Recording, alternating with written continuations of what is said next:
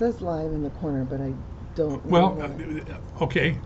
There you Good go. morning. Now you're live, for sure. Good morning. I hope everybody's doing well. It's a beautiful morning in the park. It's a wonderful day. I'm so excited about just today and all the possibilities that are before us and everything else. So we got a slight breeze, so you'll probably see pages and papers blow a little bit, but that's okay. It certainly feels good today to have that. So I've been thinking this week, and I don't know if you listened on Wednesday night or not, but I've kind of had this, I don't know, stirring in my spirit about a lot of things, and you'll probably hear a lot of it come out today as we talk. So I understand. I had an encounter this week that was really encouraging, and it came in a time of need. It came in a time of just where you're not really struggling, but you know what, just a little bit of encouragement sure puts a bounce in your step, doesn't it? And it's very refreshing. And you know, the great thing about our walk and living our faith and the way that the Lord encourages us, it's so often it comes from unexpected places. God always proves himself faithful to his family, and he does it maybe not when we want, but he does it at the most opportune moments, the moments that have the greatest impact on us. And I think part of that is because he wants us to understand that he understands the challenges we're facing. He understands the struggles that we're dealing with. And when we get, do you need that adjusted? You need it tipped up a little bit. There you go. Much better. Okay. He wants us to understand, or when we hear what he said to the disciples to live at peace and to stay courageous. Remember, when just before he went to the cross, he was saying, you know, you're going to have trouble, you're going to have struggles in the world, but stay at peace because I've told you all these things so you could have peace and you can stand strong and courageous in your faith. And that becomes such a much more reasonable expectation and an attainable attitude to have because we know that God's there. Now, people will tell you all kinds of things about what the Christian life is and it isn't. The Christian life is this, or it's that, or this. You have to do this thing, or this is what you have to do. You know, some people say you got to pray before every meal, or you got to, read 5 chapters of the Bible every day, or you got to, and we're putting our ideals on what the Christian life is and isn't. I think and I've said this before and I'm going to say it again, and you're probably going to hear me say it again and again because I really believe that we need a paradigm shift. We need an attitude change, and it's time to get back to the basics of what we know, the simple steps of what it means, instead of establishing guidelines and qualifications that are always going to tell us when we fall short. When you fall short, when you make a mistake, what's the first thing that happens? You feel bad, you feel guilty. You feel like, I failed again. And we struggle with that. And yet if we got back to the basics of saying, you know what? I've been changed, I've been transformed because of this relationship with Jesus Christ. 2 Corinthians 5:17 says, I'm a new creation. Old things have passed away. Now today everything's new. And, throughout the Gospels, especially in John, Jesus talked about how much that we have to be in fellowship. He prayed a prayer of unity in John 17. He talked about desiring, that God desires to know us and to develop an intimacy with us. And then just simply, plain and simply, just spending time getting to know God, being in prayer, being in the Word. Those are basic steps. And if we got good at that, all these other things would fall into place. But see, it's the basic truths that reveal the changed life. It's the basic truths that show the transformation and show that we're on a different path and direction, and that our destiny isn't something that's, it's out there and we're still reaching for it. Our destiny, our eternity started the moment we came into relationship with Jesus Christ. Now I touched on this a little bit on Wednesday evening because I was really talking about just some of the changes that I've seen, and you know, the changes that you see in the world aren't really that different. We just see them, and I think we view them in a different way. But the important thing to understand is that true change, that true transformation, those things we're looking for, come from God Himself. And yet we're trying to just do this or this program or this situation, go to this website, just do this, change your life by buying this oil. It's all, I'm not saying there's not some good things out there. I'm saying we're looking to the wrong place. And then we have people in the church that are just so focused on, let's get out of here because of all that's wrong, and let's God, just come, please come, because you know what, I believe in your truth, I believe in what you've said, and we're so focused on the second coming that we're missing the fact that the abundant life, the life that God has for us, can start right now if we'll just allow it to. See, the truth is, the truth that we're facing and that we're struggling with as believers, as really people that are seeking God, is that it seems like that depravity and darkness are on the rise, that morality has gone out the window, that man, we're getting hit in the face every day with just more and more difficult things. I think about things that I've seen recently and think, man, if this was when I was a kid, people would have been screamed and shouted down. But if it was 10 years ago, we would have questioned it. And now we've become almost just numb to it. And it's just another thing. Now, I'll tell you this, and I think it's something that you've learned about me, is I'm somebody that always tries to, and no matter what the circumstance, look for the good or look for the positive, or to be positive about every circumstance. And that hasn't changed, but I'm going to say something that's going to sound like I'm focused on the negative, and I'm not really. I'm just saying it's time to become aware. We have to recognize that there is a push in culture today. There is a push, especially in our society as Americans, to chase God out of everything. I'm not saying something that's just, I'm trying to look for something to be on the other side of the fence against people. There's an obvious push to chase God out of everything. Now, if we're going to live our faith, we're going to be changed. It demands that we change. But it's not a change that most people think. It's not like going on a diet where you've got to restrict all the things that you really might like, but you shouldn't eat because you're trying to lose weight. You're trying to attain this goal that's really a non-sustainable goal. You hit the number and then you go off the diet and everything comes back.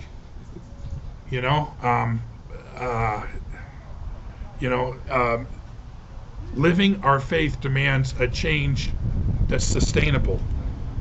But it's a change that we can live, because once we understand who God is and how much He loves us and how He loves us, and we strive to live that way, then that change becomes sustainable. Living our faith is serving God first, loving and serving Him, and then loving and serving others. That's the bottom line. But the hard part for many of us is, even in the church and many believers, is it's God first. It's all in. Now, if you go back to the believer's mandate, okay, you're going, well, Rick, what are you talking about? If you go back to the 10 Commandments, okay, that was a mandate for people, for God's chosen people, for people that were following God. First commandment is, do not have other gods before me. The Lord is reminding us, God is reminding us right then, don't let anything else take preference over our relationship with God. Now, I was probably here because of where we were on Wednesday night. We talked about, Paul wrote in the first part of Romans about how God had given their minds over, and you're thinking, well, God, God allowed this to happen, but it's no people that were focused on everything else, on selfish desires and depravity and all kinds of sin and everything else. That became the priority, and God let them choose that. And that's what that means. And then we saw the results of what happens, that they had to deal with the repercussions of that. People get so off track in their relationship and even trying to live their faith, and they get off doing their own thing so much, and then they're standing out in the middle of the field all alone screaming, God, how did I get here? Why did you take me here?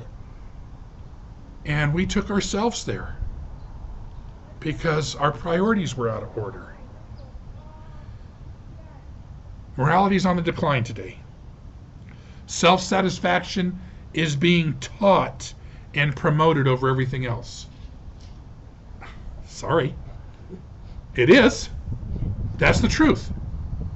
It's all about you and what you want and what makes you feel good, and that's what's right in the moment. Believers are being challenged on every front, and especially if you're doing the best to live your faith, you're going to be challenged every step along the way. And I think it's almost like the constraints have been removed. The internal and the societal constraints have been removed, and the pleasure principle is the guiding force today. The pleasure principle is a psychological moniker for living the way you want to live. And it started back with Freud and Jung, and it's been developed into almost a mantra for today.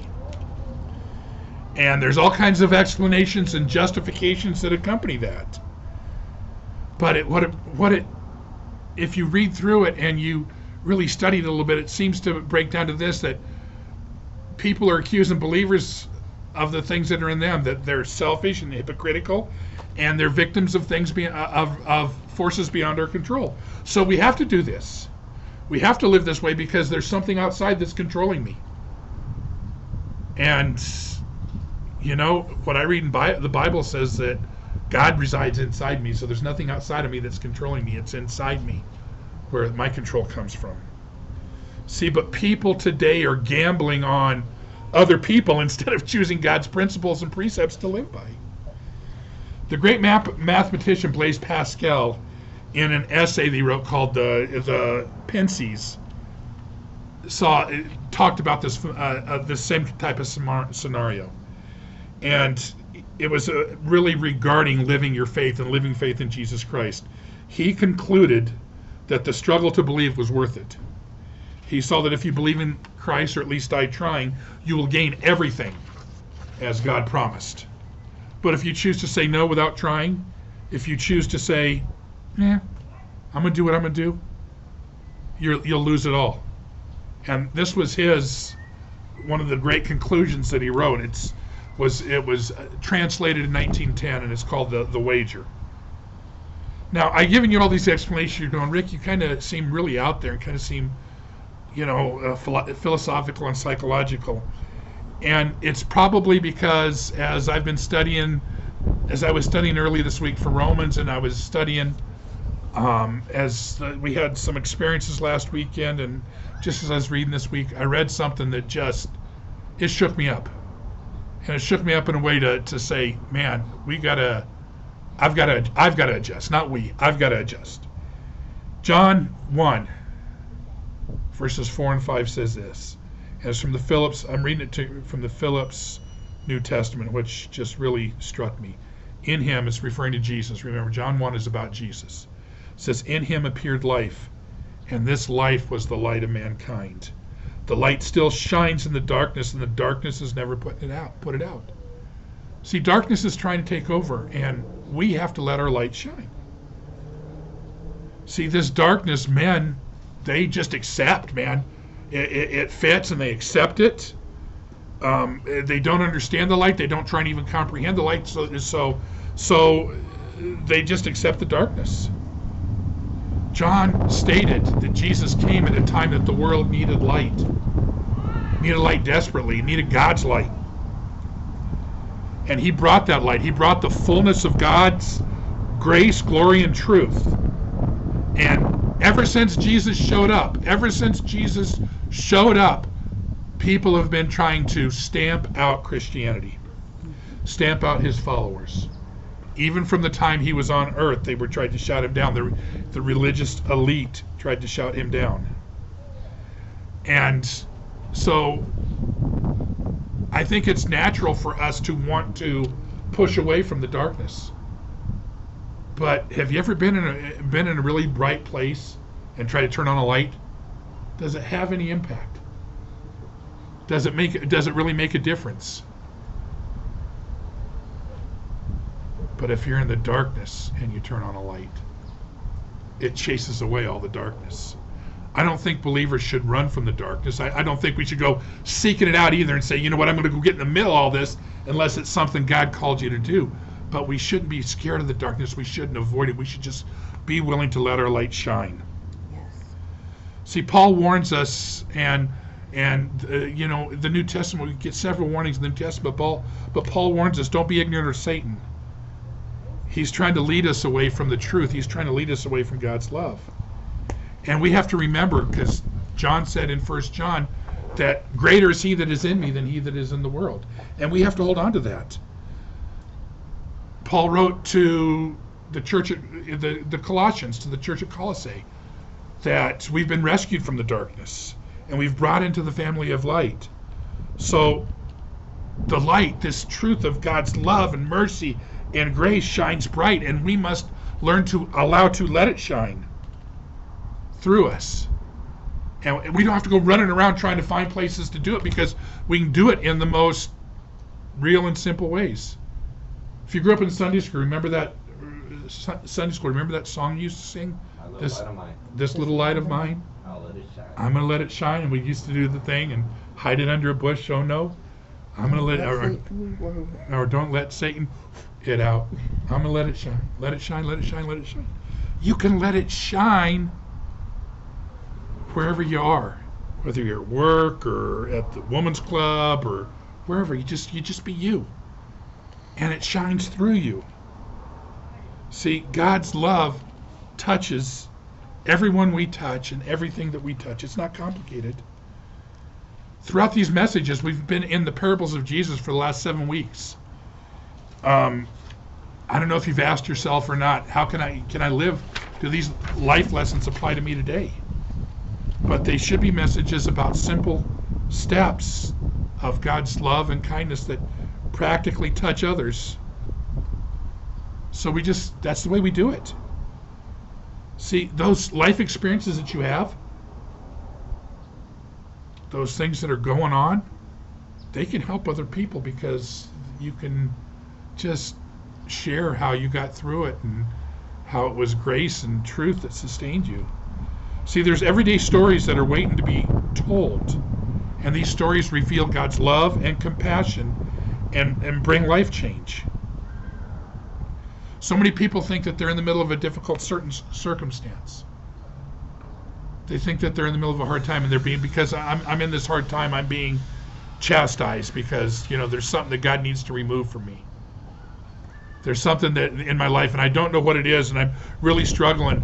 I've had so many calls, Rick, I just don't know what God is doing, because, I guess there's something bad in my life that needs to be removed. He's trying to chase out, because I feel like he's really punishing me right now. Maybe if we looked at it a different way, that we're getting this experience so we can help somebody else that's going through a similar circumstance. See, we get to reflect God's glory. We get to reflect His grace.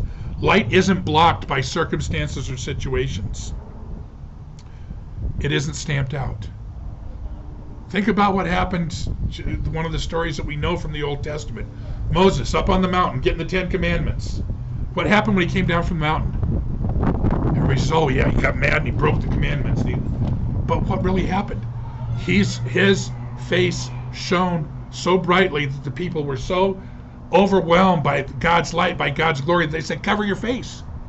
Cover your face. And his face still shined. Paul goes on to talk about this, and he goes on to say how much more brightly should our face shine because of the indwelling Holy Spirit in our lives. You see, so it's a principle we should live by. This journey we're on, this discipleship, this growing in grace. It costs us something. And we're going to look at a lesson today that's about the cost of discipleship. Discipleship is costly. It takes everything that you think you are and changes it. It changes you into a learner, into a servant, into a person that sees love and grace first. Jesus faced all kinds of criticism and controversy throughout his ministry. He was challenged by religious leaders, by people that everybody thought was in the know. But the truth was, the reason he was challenged is because they didn't want to give up their position. They didn't want to give up who they were. Discipleship brings us to a place where we can find fulfillment, where we can find ourselves, we can find our purpose and our place. And that comes from that relationship with God, but it costs us. And Jesus talked about that. He talked about that and he taught about that. In Luke 14, he's confronting, on his way to Jerusalem, he's confronting some Pharisees, some people that were following him. And he's taught them some lessons. He's taught them about, he's challenged them on humility. He's taught them about, that there's a large banquet coming. And they still really don't get it. And they were walking along with him and they were still challenging him. And he tells them this. And it's something that we listen to and we think, man, part of that is hard or harsh, but it's real and it's simple to be honest with you. So let me read it to you. Luke 14, starting in verse 25. It says, a large crowd was following Jesus.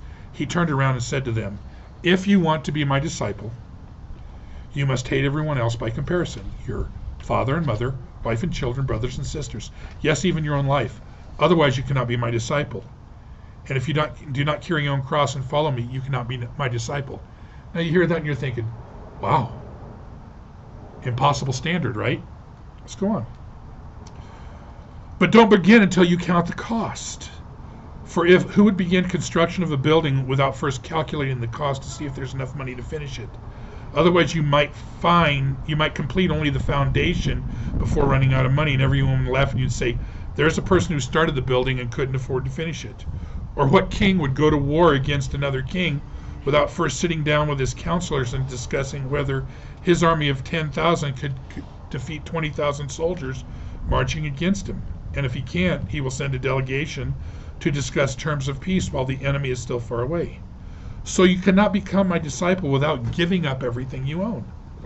Salt is good for seasoning, but if salt loses its flavor, how do you make it salty again? Flavorless salt is neither good for neither for the soil or for the manure pile. It is thrown away. Anyone with ears to hear should listen and understand. And so we're listening to this, and at first reading, you're going, man, I can't live that way. Really? I mean, I read that and I'm going, yeah, I understand the count and the cost. That's practical. I understand that, but that thing of hate, that thing of giving up everything I own.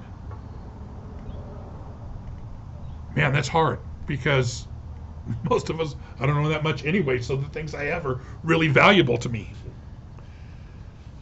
Let's take this apart a minute. Maybe we can understand it. The first words of the parable, if you want to be my disciple, really imply choice. Really say, if you want, it's your choice. Be a disciple, don't be a disciple. It's your choice. But then the misunderstanding really happens. You hear the word hate, or you hear the word, you hear dislike. You hear you got to put them away. We hear hate today, and we think of hostility. We think of extreme dislike. We think of everything negative. Hate today comes from fear and anger and negative emotions. This isn't the idea back in the time of the Lord. Chuck Swindoll wrote this about this parable. He said, in the ancient literature of Near Eastern cultures, hate is a matter of priorities. For example, Esau despised his birthright when he chose a bowl of soup over his covenant blessing. Esau didn't have intense negative emotions about his birthright. He certainly didn't hate it, as we would use the term. In fact, he fought hard to regain what he had lost and was inconsolable when he failed. Jesus isn't telling people that want to be his disciples that you got to abandon your family, you got to put them away, that you got to think negatively about them, that you can't have a relationship with them, that you can't treat them callously. He was teaching them about priorities. That's what this is about. And so many people read this and they take it and they go, oh man, see, Jesus, he was a person of hate. He was a person of really dividing. And he's saying, no, if you're going to be my disciple, there has to be priorities in your life. Putting God first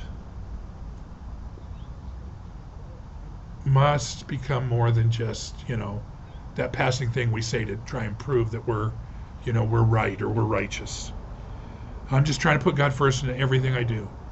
I hear people say that and I just smile. It's a choice on how we're going to live. Are we going to be perfect at it? No. We're not. That's where God's grace comes in. But if that's a matter of heart, if our heart is first set on the things of God, if it's set on him, if it's set on following him, then we're gonna be in order more often than we're not. It really is about following Jesus. Peter wrote in 1 Peter 2:21, he says, for this is what you've been called, for to you who have been called, because Christ suffered for you, leaving you example so that you might follow him. He's saying Christ suffered, he left us example, and we're going to follow his steps. That's what it's about. But see, it's all or nothing. It's either we're going to follow him or we're not. Wishy-washy doesn't work. You have trouble making up your mind? Maybe, I don't know. Wishy-washy doesn't work. Having integrity is doing what you say you're going to do. And I think today, more than anything, one of the things that's taught in our society, in our culture, is a lack of integrity. It's just do what works. Do what works for you. During my son's last stay in the hospital, it seemed like the nurses and the staff there had an extreme lack of integrity as far as I was concerned. It took pushing them to do what they were supposed to do. It took me staying on their case at every turn when he was supposed to get medication, when he was supposed to get help, and those things, and being very insistent for them to follow the doctor's orders. Now, I'm not a medical person, but I had to know the doctor's orders better than they knew the doctor's orders to make sure this got done. And even then, it was a fight. Even then, my type 1 diabetic son went 48 hours without having food. And it caused a mess. But it was because somebody was willing to hold these nurses accountable that most of the things happened. And I don't say that to pat myself on the back. I'm saying that's the way we have to be about our relationship with God.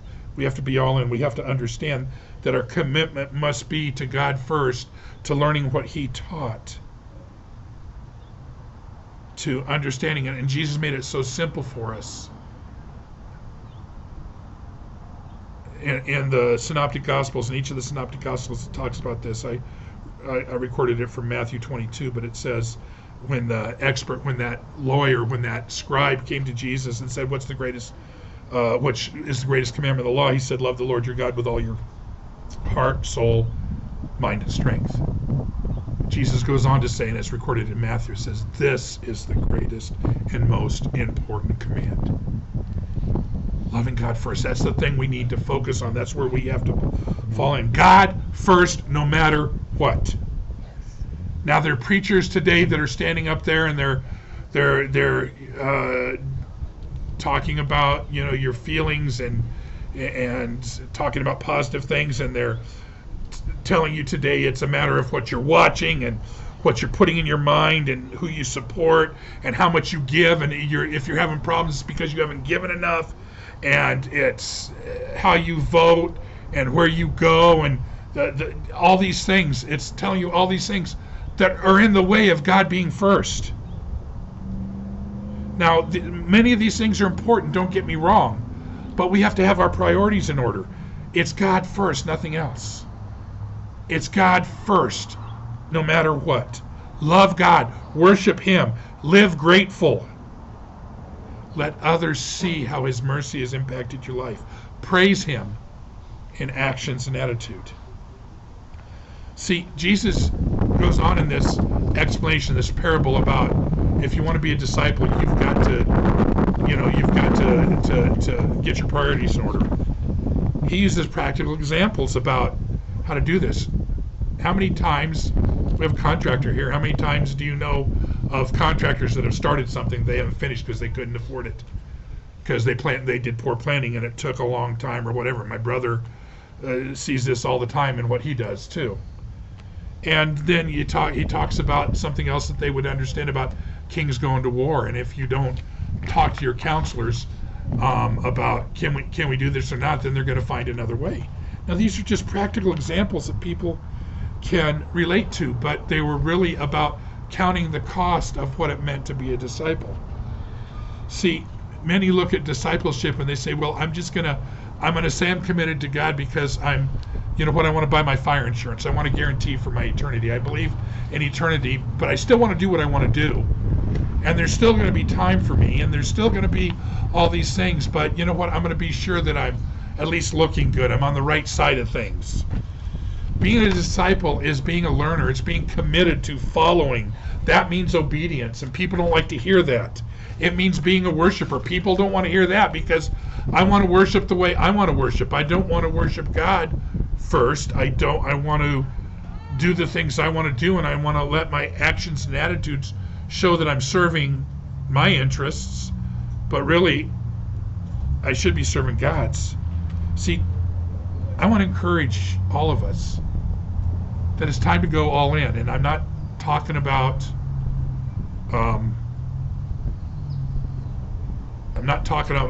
being like a man that all of you that live up here have seen, and I've gotten to know a little bit. His name is Constantine, and he's on the corners of Archibald and Vineyard, or Archibald and Foothill, or over here on Foothill and somewhere else, standing out there almost every weekend with a sign. And he has now a megaphone that he's preaching through. Now, if God's told you to do that, then by all means do that. But God's calling us to go all in by investing first, focused on our relationship with Him, but then investing with the life of others. Now, as I was wrapping up preparing for this, I went to there's a website called discipleship.org, and it's pretty much has its finger on the pulse of discipleship in the world, not just in America. But I was really disappointed to read that less than 5% of the churches in the USA today are disciple-making churches. In other words, 95% of the churches are serving their own interests. They're not serving God's interests. And really, the article went on to talk about how we really need to get back to the basics of following Jesus at His words, to living and loving and ministering the way Jesus ministered. I'm going to wrap up this cost of discipleship because in some ways I feel like I read these things and I get passionate about these things, and I'm thinking, man, Rick, you're getting kind of radical here, and people are going to look at you as radical, and that's okay if they look at me as radical, but I just want us to get in a place where we're on the right side of things, and where we understand that serving the Lord isn't burdensome. It's who we are, and it's where we find our completeness and our fulfillment. But I want to wrap up. I'm not going to wrap up with my words. I'm going to wrap up with the words of somebody else. And again, it's Chuck Swindoll's words. I think that he had some very powerful things to say about this. But in writing about this parable, he wrote a section on what he called application of this parable. And this is what he said. He said, we should aim high. Our problem is not that we are over-challenged. It's that we're under-challenged. If you will permit me, I need to be forthright with a couple of statements. They don't apply to everyone at all times, so I'll leave it to you to decide whether they apply to you. First, this is what he says first. First, stop indulging your laziness. Start getting involved with children's or teenagers or the aged. Volunteered for services at the church you attend. If your church doesn't have something for you to do, which I highly doubt, then your community needs you. God didn't call you into His family to serve yourself or sit on the sidelines. Dust off your rear end and get going. Second, start demonstrating your devotion. Don't write about it. Don't sing about it. Don't read about how to do it. Just do it. Give generously to missions or ministries or causes you respect. Give until it hurts, and then give until it starts feeling good again, and it will. Devote your time and energy to helping someone in need. You are either a loyal disciple of Christ or you are a lost sinner. You're one or the other. There's no middle category. So if you're not a lost sinner, then it's time to aim high and become what you are. Let's pray. Father, I just thank you for your mercy, for your compassion, for who you are and how you reach out to us, how you speak to us. I thank you for the fact that you're there walking with us every step of the way and that you understand exactly what we're facing in every moment. And Father, I just ask you to help us on our journey of growth, on our journey of understanding, on the fact that we want to live our faith. We want to be those people that make other disciples, that invest in the lives of others, that reach out and help whenever and wherever we can. Father, we always have a list of needs, a checklist of things that are going on, but you know what's needed in our family and the people that are listening even better than we even know ourselves. So be there with each and every person. Let your presence be real and just meet the needs, touch them, and may your will be accomplished in every moment. Be with us today. Be with us as we go, and help us see things the way you see them. Help us hear what you hear, and help us be what you want us to be. Family really is about grace. It's grace first and grace all the time. And again, it's for me, it's simple, and I've been for 3 years now. I just thought of this the other day. For 3 years now, I've been closing sermons with, it's about the way we live, simple and practical, and it's about love. And that hasn't changed, and it's never going to change. We live simple, we live practical, and we live with love. Please join us on Wednesday night as we continue our journey through Romans. Love y'all.